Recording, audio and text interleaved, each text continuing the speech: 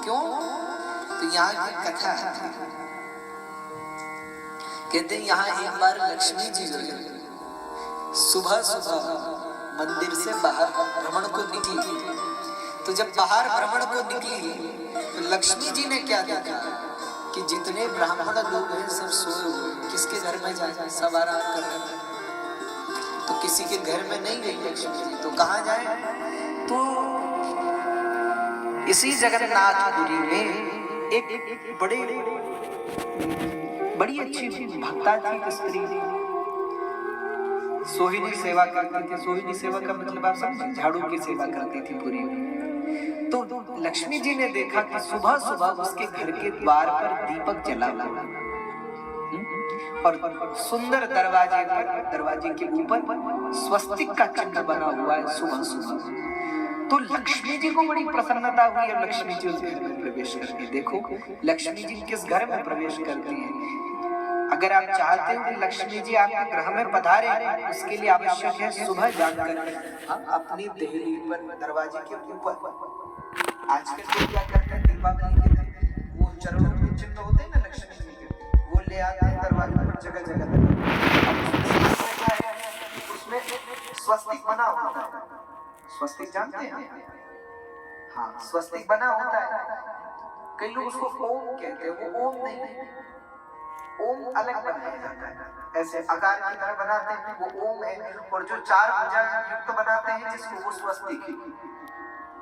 स्वस्ति का अर्थ होता है कल्याण, इसलिए ब्राह्मण लोग जब स्वस्ति वाचन करने का अर्थ है यजमान के कल्याण के लिए बोले गए शब्द। तो समझिएगा, यदि आप चाहते हैं कि आपके ग्रह में लक्ष्मी जी पधारे, क्या करो? सुबह जाकर घर की जो माता है सुबह स्नान करके पवित्र होकर और अपने घर के द्वार के ऊपर एक स्वस्तिक का चिन्ह बनाकर दरवाजे के पास दीपक जलाए। कहते लक्ष्मी जी ने देखा तो बड़ी प्रसन्न हो गई और लक्ष्मी जी उस ग्रह में प्रवेश कर गई। और जैसे उसके घर में आई, जहाँ लक्ष्मी जी तो वहां आनंद ही आनंद। कहते हैं लक्ष्मी जी एक सामान्य स्त्री के रूप में उस घर में आई और उस माता जी से कहा कि हमें भोजन चाहिए, और स्त्री ने लक्ष्मी जी को भोजन करवाया। लक्ष्मी जी प्रसन्न हो गई और प्रसन्न होकर के उसको खूब आशीर्वाद देकर पुनः मंदिर की ओर आ गई। अच्छा, जगन्नाथ जी और श्री बलभद्र जी प्रातः काल की वेला में सुबह सुबह टहलने निकले। क्यों टहलने निकलते? बोले जगन्नाथ जी भोजन खूब करते हैं, तो भोजन खूब करेंगे तो फिर चलेंगे फिरेंगे नहीं तो पचेगा कैसे? तो सुबह सुबह बलराम जी और जगन्नाथ जी टहलने को निकले, और जब टहलने को निकले तो जगन्नाथ जी और बलभद्र जी ने देख लिया लक्ष्मी जी को।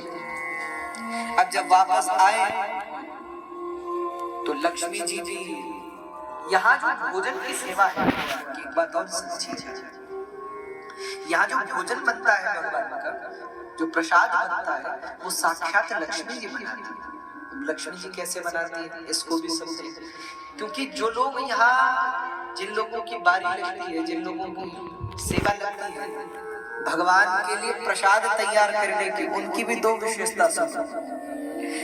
पूरे विश्व में आप लोग भगवान के लिए प्रसाद बनाते हो तो क्या करते हो? बिल्कुल भूखे पेट रह करके बनाते हो, लेकिन यहाँ उल्टा है। यहाँ भगवान के लिए प्रसाद बाद में बनता है, पहले जो बनाने वाला है उसको खूब पवाया जाता है।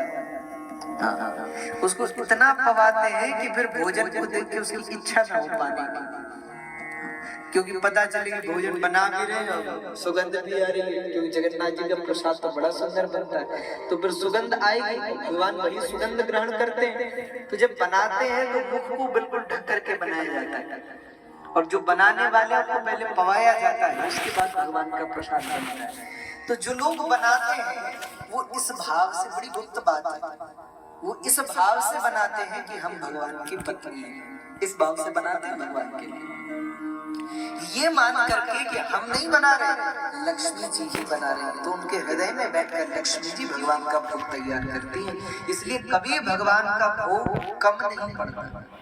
सब